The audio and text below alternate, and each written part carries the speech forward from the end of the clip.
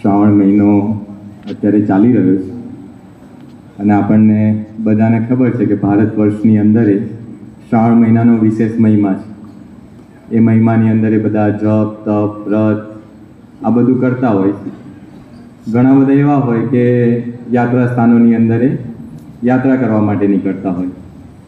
એટલે આવી રીતે એક યાત્રા એ અત્યારે બધો ટ્રેન્ડ ચાલે ને, લક્ઝરી બસ ભરીને જાય, અહીંથી હરિદ્વાર જાય, ઋષિકેશ જાય, પછી કોઈ બધી બળિયા સમર્થ હોય તો અમરનાથ ને એ બધું બાજુ ત્યાં યાત્રા કરવા માટે જતા હોય. એટલે આવી રીતે એક સંઘ નીકળેલો યાત્રાની અંદર અને આખી બસ બુક થઈ ગઈ કે ભાઈ ચલો હવે આ બસ હવે જવાની છે. અને આપણને ખબર કે યાત્રામાં જવાનું હોય એટલે 2-3 વસ્તુના ટેન્શન બહુ હોય. કપડાં ભર્યા કે નહીં, નાસ્તો ભર્યો કે નહીં, નાસ્તો ખૂટવો ના જોઈએ, થેપલા હોય, અથાણું હોય, છુંદો હોય કે કોરા ખાખરા હોય. હવે તો પેલી ખીચડી આવી ગઈ, ફ્રોઝન કરેલી પેક ખીચડી, ખાલી ગરમ કરો એટલે તમારી ખીચડી રેડી થઈ જાય ગરમ પાણીમાં. આ બધું ભર્યું કે નહીં, એટલે આ બધું કરી અને બધા પછી નક્કી કરે કે ભાઈ ચલો હવે યાત્રા શરૂ કરવાની. યાત્રા શરૂ થઈ અને યાત્રાના શરૂઆતમાં ઉત્સાહ સારો હોય એટલે જે તે સ્થાન આવે એટલે બધા હૈસો કરીને ઉતરે. પછી એ તે સ્થાનની અંદર દર્શન કરવા જાય, દર્શન કરીને પછી પ્રોપર બધા આવી જાય. પણ જેમ જેમ યાત્રા ચાલુ થઈને પછી મધ્યાહને પહોંચે ને ત્યારે બધો ઉત્સાહ ધીરે ધીરે ઠંડો પડતો જાય. અને જ્યારે અંત સમય આવે ને ત્યારે તો પછી કંટાળા જેવું જાય કે અરે યાર આ પૂરી થાય તો સારું, જલ્દી હવે. આવી એક યાત્રા નીકળેલી હતી અને એ યાત્રાની અંદર બધા મુસાફરો એક બહુ ઊંચું ટેકરા ઉપર જોવાલાયક સ્થાન હતું. એટલે ત્યાં બસ ઊભી રહીને પછી કીધું કે હવે તમે ત્યાં ફરીને આવો, બસ અહીંયા રહેશે અને તમે ત્યાંથી પર્વત ઉપર ચડી તમારે જે જોવું છે જોઈને પાછા આવજો, પછી બસમાં બેસજો.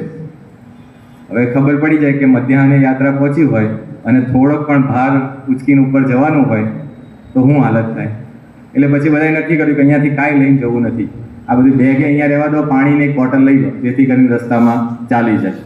એટલે પછી જેમ બને ને એમ ઓછો ભાર લઈને બધાએ નક્કી કર્યું કે હવે ત્યાં ઉપર જવું છે. ચડવાનું શરૂ કર્યું.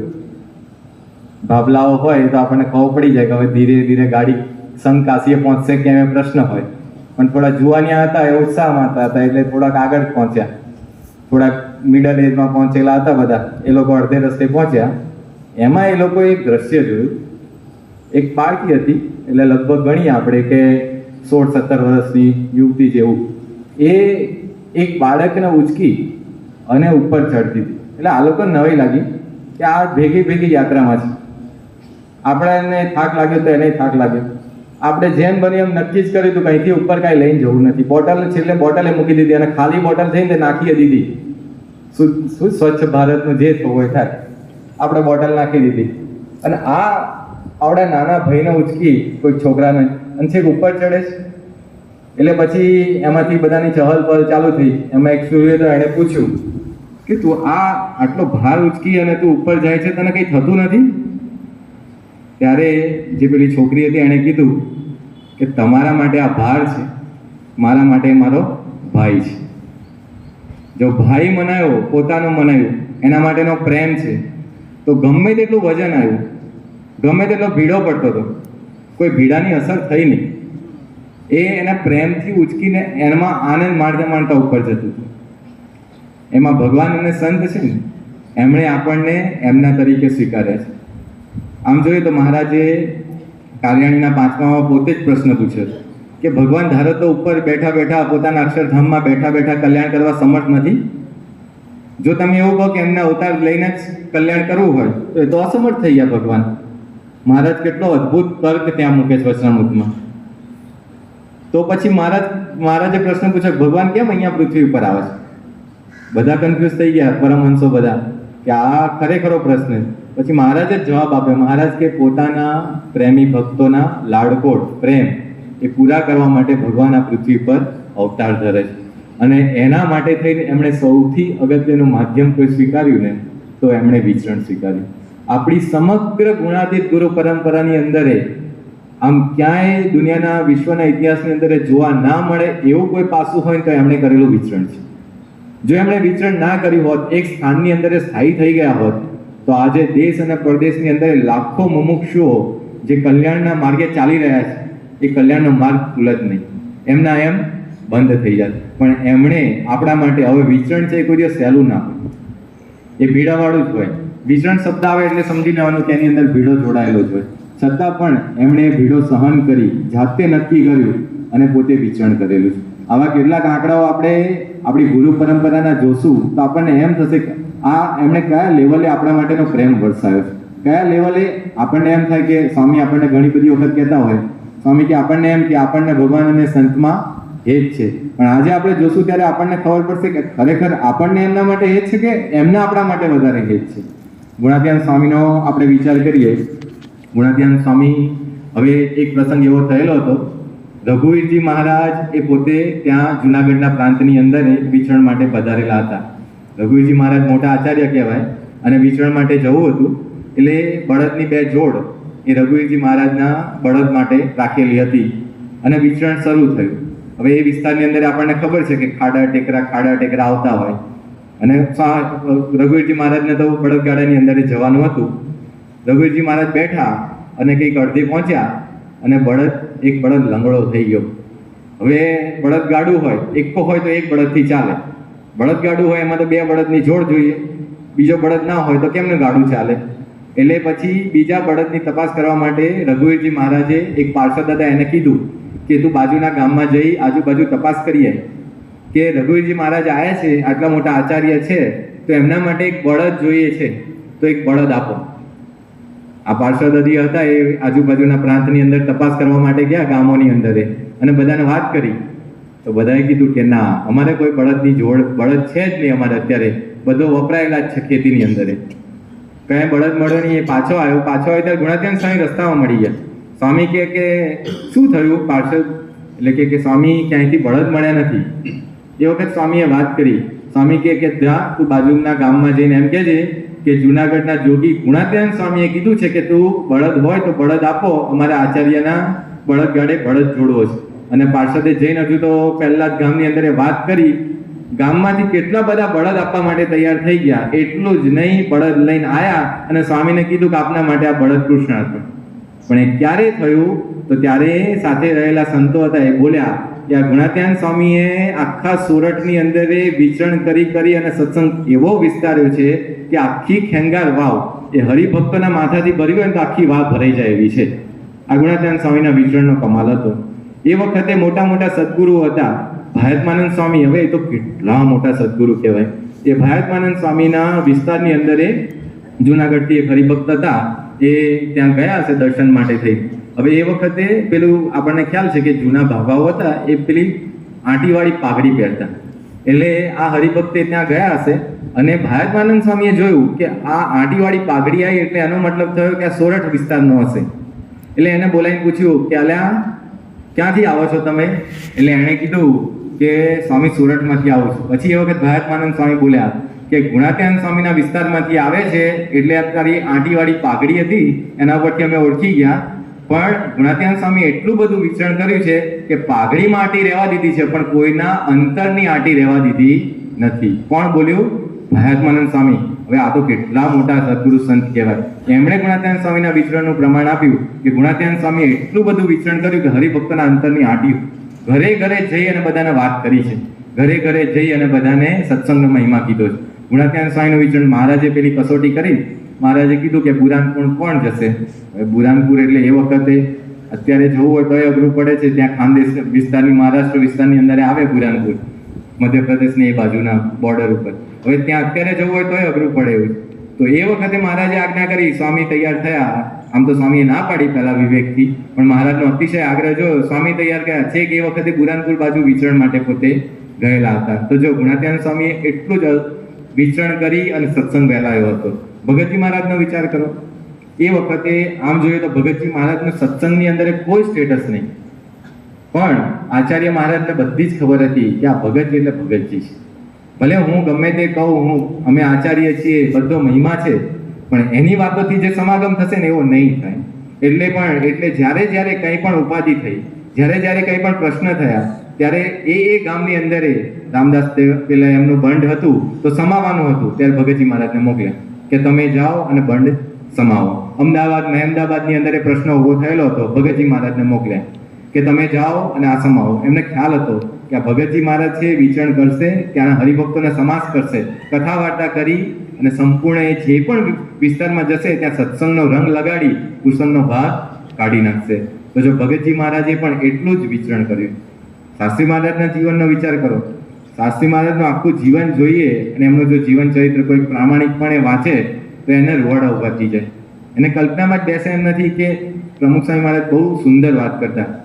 સ્વામી કે શાસ્ત્રી મહારાજનો મોટી હાડકાનો દેહ, પણ એ મોટી હાડકાના દેહે એ અક્ષર પુરુષોત્તમના ડંકા કેવા વગાડે.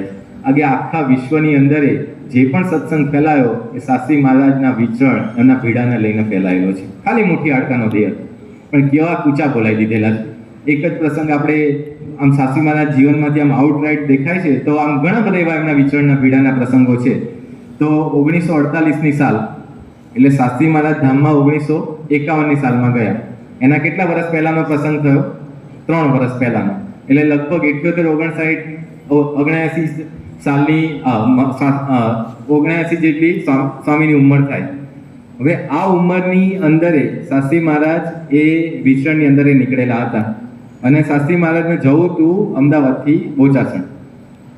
શાસ્ત્રી મહારાજ નીકળ્યા, વચ્ચે પેટલાદ પહોંચ્યા અને ત્યાંથી ટ્રેન બદલવાની હતી.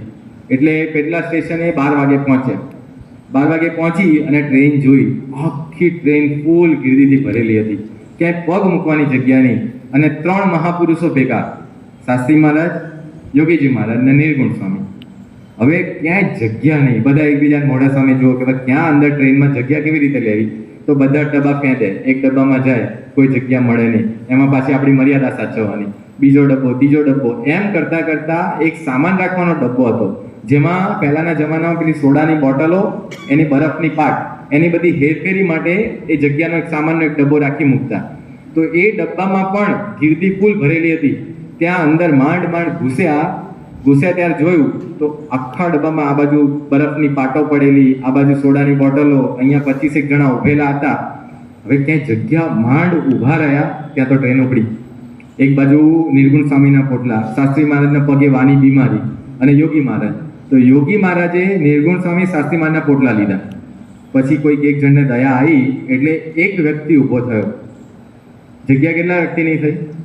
એક વ્યક્તિની. એ જગ્યામાં 3 મહાપુરુષો ગોઠવાયા, ટૂંટિયું વાળી. શાસ્ત્રીજી મહારાજ, યોગી મહારાજ અને નિર્ગુણ સ્વામી. એમાં યોગી બાપાના ખોળાની અંદર પેલા 3 પોટલા. અને આવી મુસાફરી કરતા કરતા એ ગાડી પહોંચી બોચાસણની અંદર.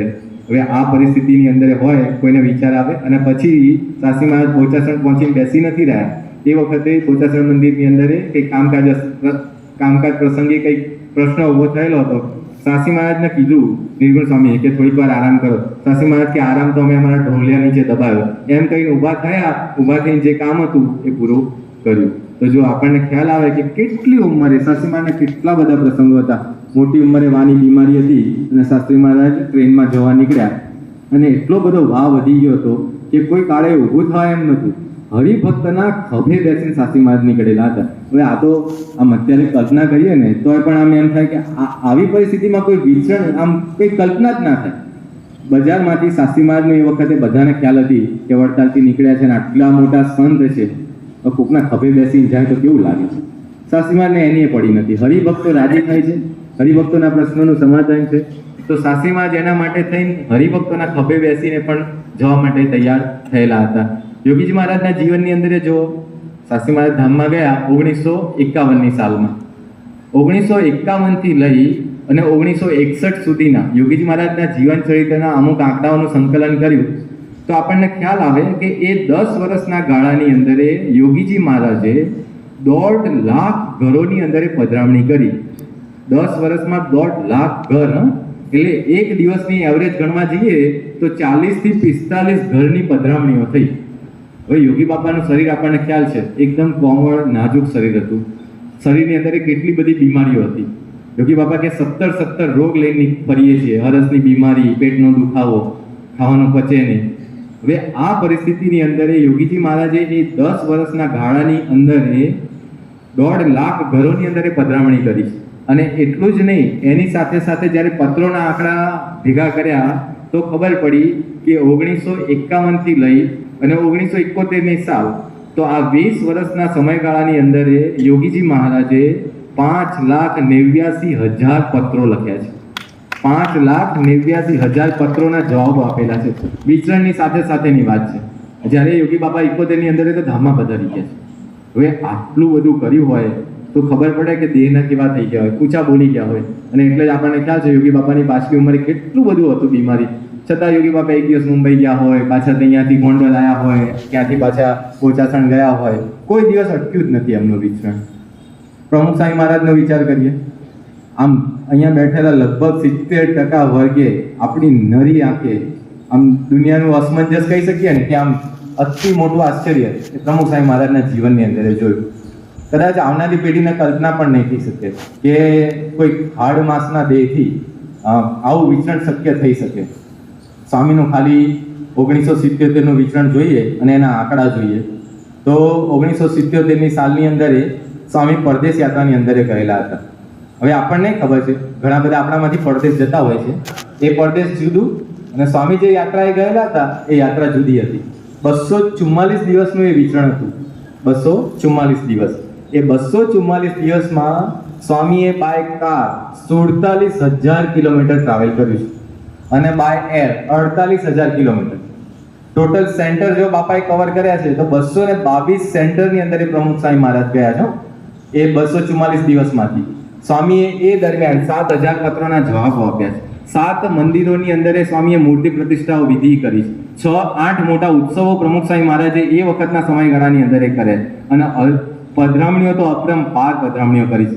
એક અત્યારે કેવું લાગે કે પધરામણીઓ સહેલી છે, પણ ખાલી એક જ એ 1977ના સાલની પધરામણી જોઈએ ને આપણને એમ થાય કે શું કર્યું છે પ્રમુખ સ્વામી મહારાજે. સ્વામી 1977ની સાલની અંદર એ વખતે લોસ એન્જલસથી બાપા નીકળ્યા અને સ્વામીને એક હરિભક્તના ત્યાં સાંતાક્રુઝ ત્યાં જવાનું હતું. એટલે બાપા ત્યાંથી બધું વિચરણ કરતા એટલે ટોટલ આમ જોઈએ ને તો બાય કાર ગણવા જઈએ તો બાય કાર જો ટોટલ ડિસ્ટન્સ થાય તો 3,500 કિલોમીટર થાય.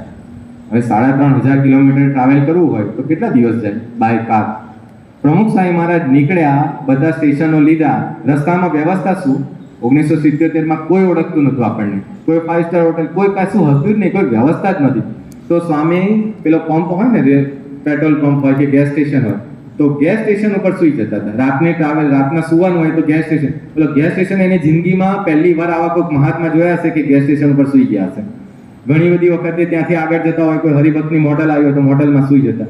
4 દિવસની અંદર પ્રમુખ સ્વામી મહારાજે 3,500 કિલોમીટર ટ્રાવેલ કર્યું છે અને ત્યાંથી ટ્રાવેલ કરીને સાંતાક્રુઝ પહોંચ્યા બાપા. સાંતાક્રુઝની અંદર રમેશભાઈ નામના આપણા હરિભક્ત હતા, એના પ્રિન્ટિંગ પ્રેસમાં પ્રમુખ સ્વામી મહારાજ પહોંચ્યા અને રમેશને કીધું કે રમેશ, તને શોધવા માટે હું આખું અમેરિકા ઊંધી પડ્યો. આ પ્રમુખ સ્વામી મહારાજનો પ્રેમ હતો. આખું અમેરિકા એક હરિભક્તને સાચવવા માટે પ્રમુખ સ્વામી મહારાજ ઊંધી પડ્યા. એમને કાંઈ ગણ્યું નથી. આમ જોવા જઈએ ને તો દિવસના 850 કિલોમીટરનું ટ્રાવેલિંગ થાય. આપણે અત્યારે બધા સાજા છીએ ને, કોઈક દિવસ કરીએ ને બાય કાર, અહીંયાથી અહીંયા જઈને ખાલી અમારા જેવા હોય અમદાવાદ જઈને આવો ને તો એમ રાતે એમ થઈ જાય પગ ઢીલા થઈ ગયા. 850 કિલોમીટર સતત 4-5 દિવસ સુધી ટ્રાવેલ કરવું એ તો, અને એ પાછું પ્રમુખ સ્વામી મહારાજની ઉંમર એ વખતે 56-57 વર્ષની ઉંમર હતી, તો કેવો ભીડો પડ્યો હશે. આ 1977ની વાત થઈ. હવે તમે વિચારો, દિવસો વધ્યા. 1989ની સાલની અંદર 1989ની અંદર પ્રમુખ સ્વામી મહારાજ રેકોર્ડ બ્રેક 653 ગામની અંદર વિચરણ કર્યું. કેટલા? 653 ગામ. 1980ની અંદર પ્રમુખ સ્વામી મહારાજે 445 ગામની અંદર વિચરણ. 1981ની અંદર 495 ગામની અંદર, 1982ની અંદર 481 ગામની અંદર વિચરણ. હવે આટલા સતત 4 વર્ષ 450 ગામની અંદર વિચરણ કર્યું હોય, હવે કયું વર્ષ આવ્યું? 79, 79, 80, 81, 82 અને કયું વર્ષ આવ્યું? 83. અને આપણને બધાને ખબર 83ના વર્ષની અંદર શું થયું? Heart attack. પ્રમુખ સ્વામી મહારાજ ત્યાં સુંદરપુરની અંદર હતા. 4 ફેબ્રુઆરીનો દિવસ હતો. 4 ફેબ્રુઆરીના દિવસે પ્રમુખ સ્વામી મહારાજે લગભગ 61 પધરામણીઓ પૂરી કરી. અને એ બધી પધરામણીઓ કેવી હતી? તો 2-3 માળના દાદરા ચડવાના અને આજુબાજુના ગામોની આજુબાજુના આખા શેરીની અંદર પધરામણી કરવાની. પધરામણી પૂરી કરી બાપા પાછા ઉતારે આવ્યા અંબાલાલભાઈના ઘરની અંદર. ઉતારે આવીને બાપા ત્યાં રહ્યા અને પત્રલેખનનો થપ્પો વધી ગયો હતો. એટલે ધર્મચરણ સ્વામીને વાત કરી કે સ્વામી અત્યારે આપણે પત્રલેખન પતાવી દઈએ. ધર્મચરણ સ્વામી કહે કે આપણે કાલે કરશું બાપા. સ્વામી કે આજે પૂરું કરી દઈએ. રાત્રે 2 વાગ્યા સુધી બાપાએ પત્રલેખન પૂરું કર્યું. 4મી તારીખ રાતના 2 વાગ્યા સુધી. 5મી તારીખે સવારે બાપા જાગ્યા. જાગીને સ્નાન વિધિ પૂરી કરી. સ્નાન વિધિ પૂરી કરીને બાપા ધોતિયો પહેરવા જતા હતા. એ જ વખતે પ્રમુખ સ્વામી મહારાજને હાર્ટ એટેકનો હુમલો થયો. સ્વામીએ તરત વાત કરી કે હાથની અંદર કંઈક દુખાવો થાય. યોગીચરણ સ્વામી પામી ગયા. પછી તો તાત્કાલિક થોડી ઘણી જે વ્યવસ્થા કરવાની હતી એ બધી વ્યવસ્થા કરી બાપા માટે થઈ. અને વ્યવસ્થા કરી અને સ્વામીને પછી તાત્કાલિક ત્યાંથી ડૉક્ટરો આવ્યા. એમણે નિર્ણય લીધો કે બાપાને હવે અહીંયાથી વડોદરા લઈ જવા પડશે અને સારી જગ્યાએ ટ્રીટમેન્ટ આપવી પડશે. એમને ખ્યાલ તો આવી ગયો હતો કે હાર્ટ એટેક છે. હવે આવી પરિસ્થિતિ હોય તો શું થઈ જાય, આપણને રઘવાટ થઈ જાય કે અત્યારે જલ્દી હોસ્પિટલ લઈ જાઓ, આ કરો તે કરો. પ્રમુખ સ્વામી મહારાજ એકદમ સ્થિર હતા. પછી સ્વામી ત્યાંથી વડોદરા જવા માટે નીકળ્યા. અને એ વખતે હવે કેવું હોય કે આટલી ઇમરજન્સી હોય ને ત્યારે ગાડીઓનો કાફલો ધમધમાઈને ચાલતો હોય. એટલે ફૂલ સ્પીડની અંદર ગાડી ચાલતી હતી. એ વખતે પ્રમુખ સ્વામી મહારાજે રસ્તામાં ગાડી ઊભી રખાવી દીધી. સ્વામી કે ગાડી ઊભી રાખો. પછી બધાને અચાનક ગભરાટ થઈ ગયો કે ફરી હુમલો આવ્યો કે શું થયું, શું એકદમ ગાડી કેમ ઊભી રખાઈ. ગાડી ઊભી રાખી અને સ્વામીએ કીધું કે આચાર્ય સ્વામીને આગળ બોલાવો. કેમ? પછી સ્વામીએ કીધું કે ડાયાભાઈ ગજ્જરના ત્યાં પારાયણ ગોઠવાયેલી હતી, આપણે જઈ શકશું નહીં, તો આચાર્ય સ્વામીને કહેજો કે પારાયણ પૂરી કરી આવે. હાર્ટ એટેક આવ્યો છે પણ એમને ચિંતા કોની હતી? હરિભક્તોની પારાયણ, એનો વ્યવહાર સચવાઈ જાય. આચાર્ય સ્વામીને આજે યાદ કરી લઈએ. પૂજ્ય આચાર્ય સ્વામી ગઈકાલના દિવસે ધામની અંદર પધાર્યા. આજે ખૂબ જ ધામ આમ બાપાએ જે વાત કરી હતી એ રીતે પૂર્ણ દિવ્યતા સાથે આચાર્ય સ્વામીનો અગ્નિ સંસ્કાર વિધિ ત્યાં નવસારી મંદિરની અંદર થયો. આચાર્ય સ્વામીએ અદ્ભુત વિચરણ કર્યું. અને આજુ અત્યારે આપણે જે દક્ષિણ ભારત ગુજરાતની અંદર જે સત્સંગ ફૂલ્યો ફાલ્યો છે એનો મૂળની અંદર પૂજ્ય ઘનશ્યામ બાપા, પૂજ્ય આચાર્ય સ્વામી, આ બધા સંતો હોમાયેલા. એના લીધે થઈને આ બધો સત્સંગ એ વ્યાપેલો હતો. તો સ્વામીએ આચાર્ય સ્વામીને વાત કરી કે ડાયાભાઈના ત્યાં તમે પારાયણ કરી આપજો. હવે સ્વામીનું મન છે ને, આમ જોઈએ તો હાર્ટ એટેક આવે તો મન એની અંદર જ હોય. સ્વામીને એની પડી નથી. સ્વામી ત્યાંથી વડોદરા પહોંચ્યા. વડોદરાની અંદર ત્યાં એક ફાર્મ હાઉસ જેવું હતું, એની અંદર બાપાનો પેલો ઉતારો હતો. એટલે એ વખતે સવારનો દિવસ સ્વામીએ પૂજા કરી તો એ વખતે 12 હરિભક્તો બેઠા હતા. તો સ્વામીએ કીધું બધા હરિભક્તોને બોલાવો, મારે મળવું છે. સંતોએ વાત કરી કે બાપા હવે અત્યારે આમાં ક્યાં મળવાની વાત કરો તમે, આ હાર્ટ એટેક આવ્યો છે ગઈકાલે. સ્વામી કે બધાને બોલાવી લો, બધા દર્શને આવ્યા હોય તો આપણે મળી લઈએ. હવે જો આવી પરિસ્થિતિની અંદર એમણે એમના દેહને ગણ્યો નથી, ઊંચા જ બોલાવી લીધા છે. અમુક બીમારીઓ, અમુક પ્રસંગો તો એવા છે કે આપણને આમ હરેરાટી થઈ જાય કે આટલું બધું વિચરણ કર્યું. 1973ની સાલની અંદર પ્રમુખ સ્વામી મહારાજ ત્યાં ભોંયકાની અંદર હતા. અને ત્યાંના પેલા જે મોટા અધિપતિ હોય એનો એક પેલો હવેલી જેવું હતું, એની અંદર બાપાનો ઉતારો હતો. અને આપણને ખ્યાલ છે સ્વામીને કોઈ દિવસ કોઈ પધરામણી માટે કહેવા આવે ને તો સ્વામી કોઈ દિવસ ના નથી પડી. હવે ભોંયકાની અંદર હતા બાપા. અને એ વખતે સવારે સ્વામી 6 વાગે ઉઠ્યા ને સ્વામીના પગની અંદર દુખાવો ચાલુ થયેલો. એટલે સ્વામીએ જોયું તો પાછળના ભાગની અંદર પિંડીમાં પેલું લાલ ચકામું થઈ ગયું. એટલે સ્વામીએ ડૉક્ટર સ્વામીને બોલાયા. ડૉક્ટર સ્વામીએ કીધું કે આ જુઓ તો. ડૉક્ટર સ્વામી પામી ગયા કે આ તો પેલું મોઢિયું ઘૂમડું થયું. એટલે ડૉક્ટર સ્વામીએ એમાં મોઢિયા ઘૂમડાને દબાવ્યો. હવે એ વખતે કોઈ એનેસ્થેસિયા નહોતું ભેગું, એવી કોઈ દવા નથી. પેલી પેરાસિટામોલ એટલે એના જેવી પેલી મોટી ગોળી આવતી ને, નામ તો અત્યારે મને યાદ નથી રહ્યું, પણ એ ગોળીને ભૂગો કરી અને ડૉક્ટર સ્વામીએ પેલું પરું કાઢ નાખ્યું. પરું કાઢી અને પેલું અંદરથી બીજો હોય કાઢી અને એની અંદર એ દવા ભરતી હતી. સ્વામી પછી સ્નાન વિધિ કરીને આવ્યા. સ્નાન વિધિ કરીને આવ્યા ને એવા દેવ સ્વામી બેઠેલા હતા. એટલે દેવ સ્વામીને બોલાવીને વાત કરી, બાપા કે દેવ આજે આપણે પધરામણીએ જવું નથી. પહેલી વાર સ્વામીના મુખમાંથી આવા શબ્દો નીકળ્યા છે કે આજે પધરામણીએ જવું નથી. સ્વામી પૂજા કરવા માટે બેઠા. હજુ તો સ્વામીની પૂજા પૂરી થાય ત્યાં તો બધા હરિભક્તો આવીને બેઠેલા હતા. અને હરિભક્તોએ વાત કરી કે બાપા ગામની અંદર પધરામણી ગોઠવાઈ છે તો પધરામણીએ આવવું પડશે. સ્વામીએ દેવ સ્વામીને તરત ઈશારો કરીને કીધું કંઈ બોલતા નહીં. એવા લહરાતા પગની સાથે હરિભક્તોને કોઈ પણ અણસાર આવ્યા સિવાય પ્રમુખ સ્વામી મહારાજે 60 પધરામણીઓ એ ભોયકા ગામની અંદર કરી. હજુ તો ત્યાં પૂરું થાય આપણને એમ થાય કે હાસ થશે. સ્વામી પાછા આવ્યા બપોરના 2-2:30 વાગે. આવીને જમવા બેઠા ત્યાં તો પાંદરી ગામના હરિભક્તો આવીને ઊભા રહી ગયેલા હતા. બાપા સાંજનો કાર્યક્રમ ગામની અંદર છે. સ્વામી કે તમે તૈયારી કરો, અમે આવીને બેસીએ. હવે આપણને ક્યાં છે મોઢિયું ગુમડું થયું ને તાવ આવી જાય શરીરમાં. સ્વામીને તાવ હતો અને બહાર કોઈ ગાડી પડી હતી, સૂટ સવારી હતી, ટ્રેક્ટરની સવારી. તો બાપા માટે ટ્રેક્ટર તૈયાર હતું, એક નાનું પેલું બેઠક જેવું બાપા માટે બનાવેલું હતું. સ્વામીની સવારી નીકળી ટ્રેક્ટરની અંદર, હજુ અડધે રસ્તે પહોંચ્યું, વરસાદ પડેલો તો ટ્રેક્ટર ખૂપી.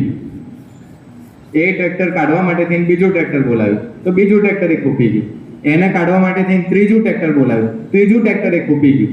ચોથું ટ્રેક્ટર બોલાવ્યું, ચાર ટ્રેક્ટરે ખેંચ્યું. ત્યારે સ્વામીની સવારી રાતના પાંદરી ગામમાં પહોંચી, ત્યાં સભા કરી અને બાપા પછી પોતે આરામ માટે પધાર્યા. હવે આટલો ભીડો આ સત્પુરુષે બેઠેલો છે આપણા માટે થઈને, આમ ખબર જ ના પડે કે આ દેહના એમણે શું કર્યું હશે.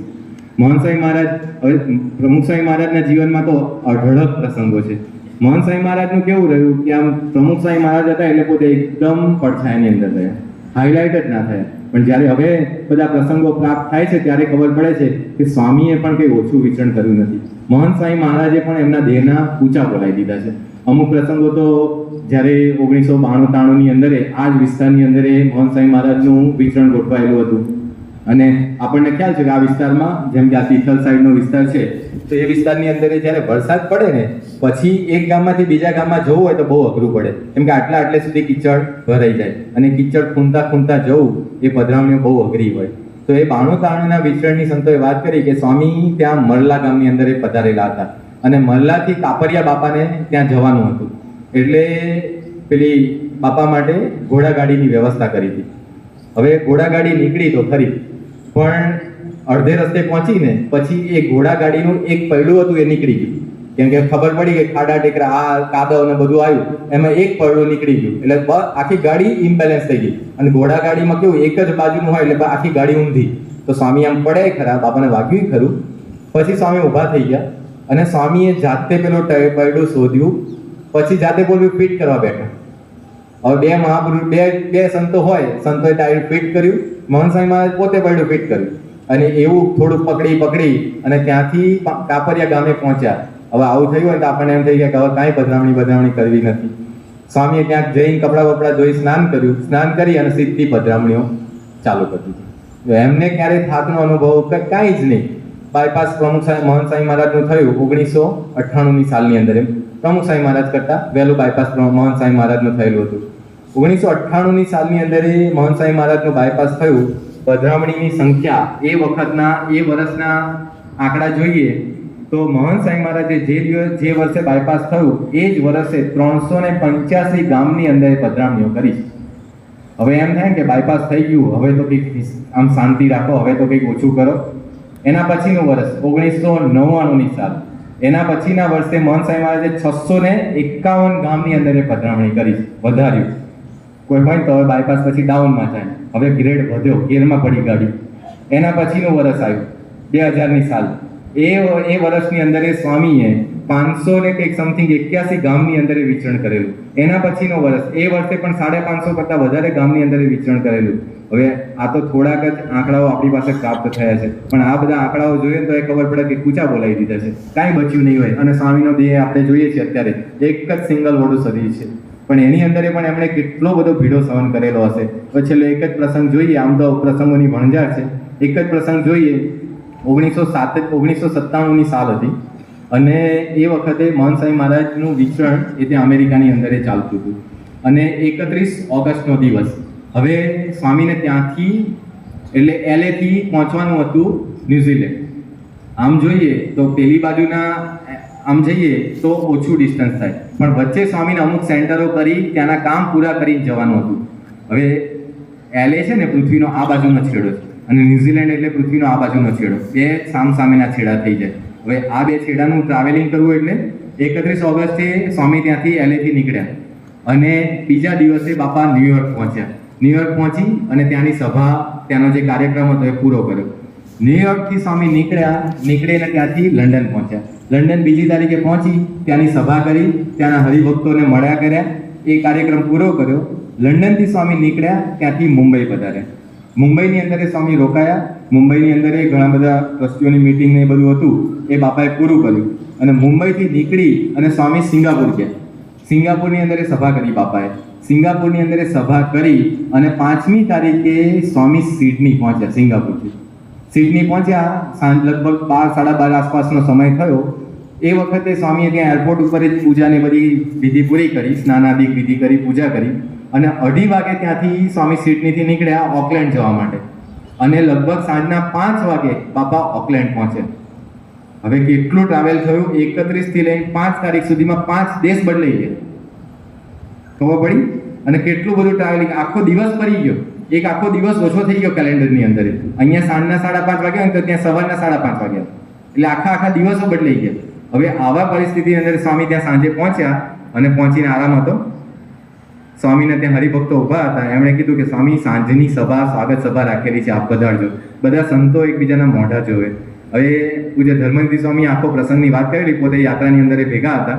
એટલે ધર્મનિધિ સ્વામીએ વાત કરી કે અમારા બધાના મોઢા એવા થઈ ગયા હતા કે જાણે મૂતરેલી કઢી પીધી હોય ને, એટલો કંટાળો, કેમ કે કોઈ ઊંઘ જ નથી થઈ કોઈની, સતત ટ્રાવેલિંગ ટ્રાવેલિંગ ટ્રાવેલિંગ. પછી ત્યાંથી રાતના સભા કરવાની હતી, એટલે અમુક સંતોને કીધું કે તમે સભામાં વહેલા પહોંચી જજો, પછી બાપા પોતે ત્યાં પધારશે સભાની અંદર રાતના, અને સ્વામી આશીર્વાદ આપશે. એટલે આ ધર્મનિધિ સ્વામીને બધા ત્યાં સભાની અંદર પહોંચી ગયા, અને ધર્મનિધિ સ્વામીએ પ્રવચન શરૂ કર્યું, અને રાહ જોઈ ક્યારે બાપા આવે ને મારું આ પ્રવચન પૂરું થાય. કેમ કે તમે ઊંઘમાં હોય, ઊંઘમાં કથા કરવાની હોય, એટલે એ કહે કે હું શું બોલતો તો એ જ મને નથી ખબર પડતી, પેલો બબડાટ જેવું ચાલતું હતું. હવે એટલામાં સ્વામી પધાર્યા, બાપાએ આખું, પછી સ્વામીએ પોતે કથા કરી, આખી સભા પૂરી થઈ. સભા પૂરી થઈ પછી બધા રિટર્ન જતા હતા રસ્તામાં, એટલે ધર્મનિધિ સ્વામીએ બાપાને વાત કરી કે બાપા, મારી પરિસ્થિતિ કેવી હતી, તો હું ક્યારનો રાહ જોતો હતો તમે ક્યારે સભામાં આવો, સભામાં આવો તો હું મારી કથા પૂરી કરું.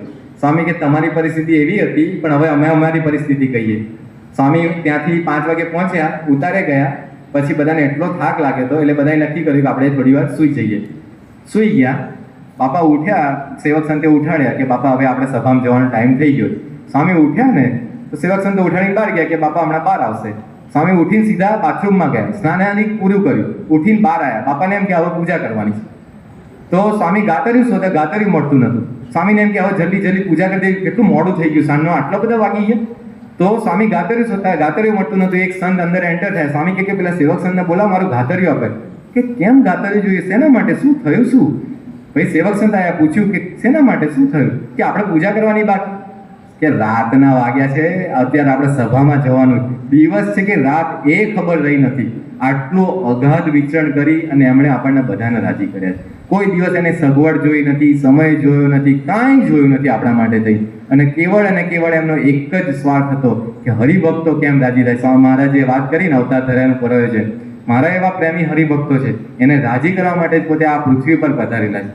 તો હવે ખાલી આપણે એમનો પ્રેમ ઓળખી શકીએ અને એ પ્રેમના લાયક થઈ અને એ પ્રમાણેનું આપણું જીવન બનાવી શકીએ, એ જ એમના ચરણોમાં પ્રાર્થના. શ્રી સ્વામિનારાયણ ભગવાન જય.